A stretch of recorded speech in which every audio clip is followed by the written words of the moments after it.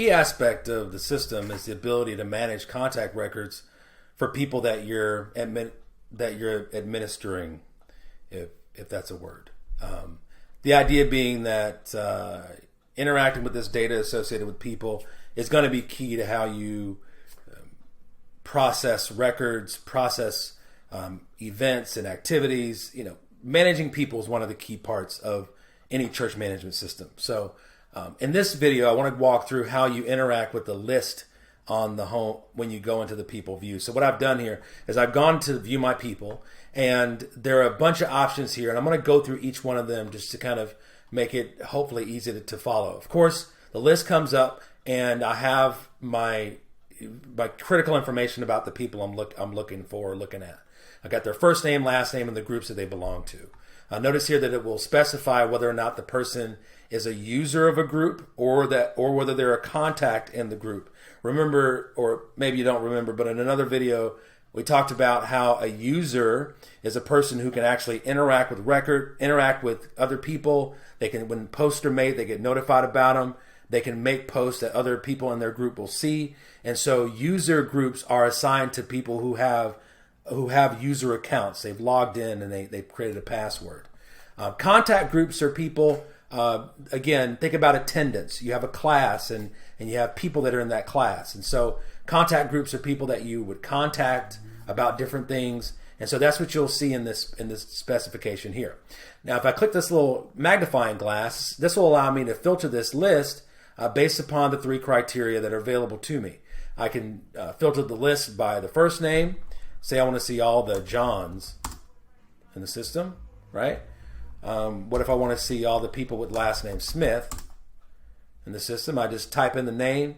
I type in that name. I hit enter. What if I want to see all the people that have A-L in their first name, on their last name, right? It's going to give me everyone with A-L in their last name. And so it's a pretty convenient way to quickly find people that are in the system. Or what if you want to see people that are in a specific group?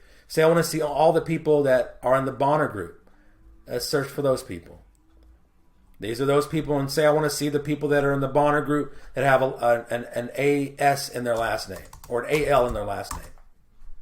All right, there we go. So this is really a convenient way for you to quickly find people. Of course, when you click their record, in a subsequent video, we'll show you how to interact with people records, but this just shows you how you can quickly get data from this list.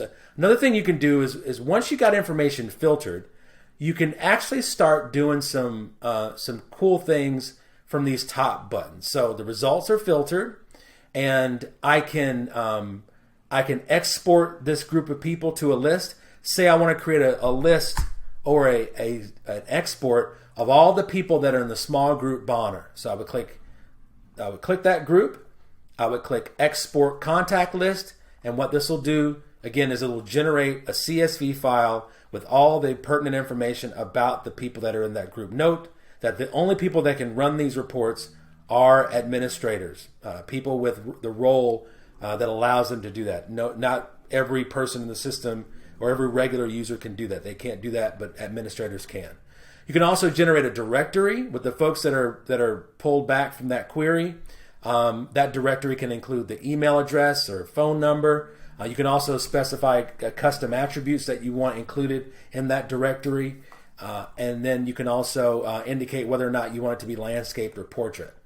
I don't think we'll be able to see it here because of the way the video is set up, but I think you get the idea that when you generate this, you'll get a directory, a PDF style directory of all the folks that are in that group. So you see I got this little, if there's a phone number for them, then on a picture for them, it would show up in that directory.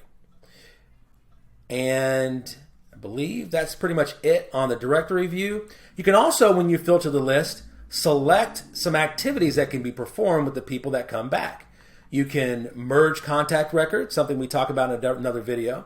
You can assign all the contacts that come back to a specific group. So say you want to create a new group and you want to make sure that people, like you want to create a new group of all your men in the church. So you pull up all the people that are in the main entire church, you select them, and then you would go ahead and assign them to the men's group.